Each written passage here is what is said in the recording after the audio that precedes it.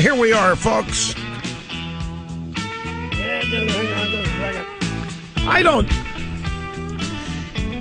know how you feel, but I just spent 4 absolutely wonderful, fabulous days in what I call pre-Obama America.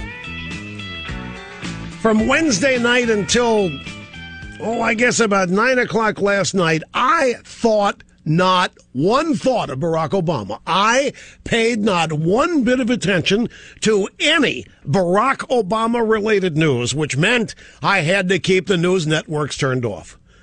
And it was bliss.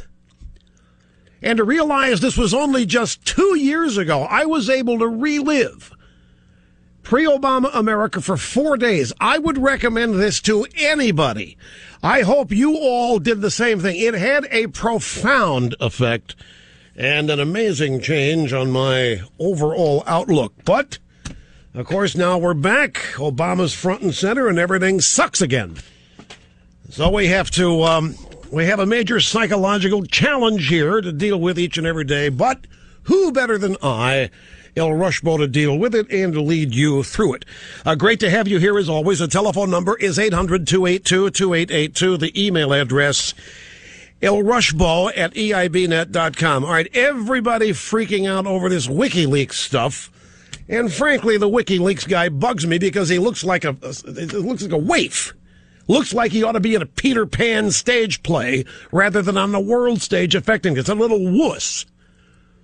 Julian Assange. Need to find this guy and string him up.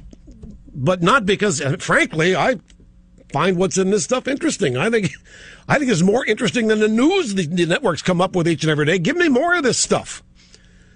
For example, we have learned that the Saudis, our friends the Saudis, they're all ticked off at us because we won't go take out Iran. We ought to go out there and take on apparently, prior to the big Cairo speech, Obama went over there and met with King Abdullah. And Obama's going on and on and on about how important it is to find peace with the Palestinians and the Israelis. Now he's up for it. Apparently King Abdullah couldn't care less about any of that. He's worried about Iran and its nukes. And he wants to hear from Obama what we're going to do about that. Now, what I would have said if I were Obama, hey, if you're worried about Obama, go hire and pay Al-Qaeda to do it, since you guys are in charge of Al-Qaeda, because we've learned that too. Not that it was any big surprise, frankly, but we've learned that the Saudis are behind the funding and all that of Al-Qaeda. So if you want to take out Iran, go call bin Laden, go call Ayman al-Zawahiri and have them do it. Do something yourself once. I mean, you got to know Obama isn't going to do it. Obama's too worried about people in his office being fat. Have you heard this? This is Kyle, Metalblock, reporter, New York Times. Apparently, Obama wandering around the White House one day and he came across some super fat aide or employee in there, and Obama, as a gesture of humanity, gave the guy a salad. He said, "Here, eat this." And the aide said, "Look, I'm going to eat what I want to eat. Frankly, I know where the salad bar is, but I'd rather go to Wendy's." And Obama said, just shove the salad at him. Now, here we are. We've got all this stuff going on in the world, and Obama's worried about whether or not his aide's eating a salad. If you don't think Michelle's running this show, folks, I got another thing coming from. Then we have the New York Times.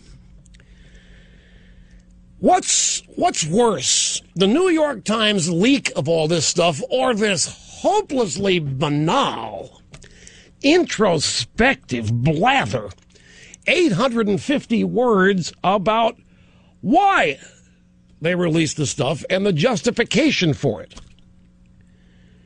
Now, if the New York Times really wanted to be as thoughtful as they claim, if they really wanted us to think that they agonize over all this kind of thing, that they are as ethical, as responsible, driven by the people's right to know, then they would do this.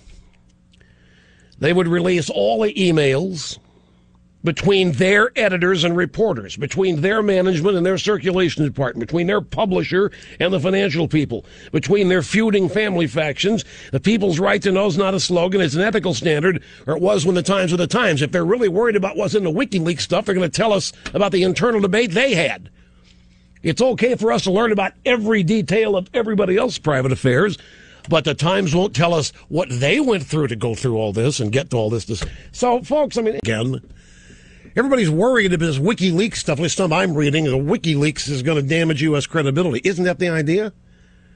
Isn't that the point of this administration? Isn't this the exact kind of thing Obama's been looking to do? Isn't this the exact kind of thing this administration, this guy has hoped for? Less respect for the United States. Great respect for him, but less respect for us. And what? Well, it's hurting Britain too, but damn, the Brits need to be hurt because they hurt Obama's grandfather. Don't forget now, Obama took the Churchill bust out. Brits deserve to get hurt. There were colonialists out there taking over, colonializing all these different peoples of color. The Maw Revolution, Obama's grandfather or father, or whatever, got his butt kicked by the Brits. So doesn't all this kind of make sense?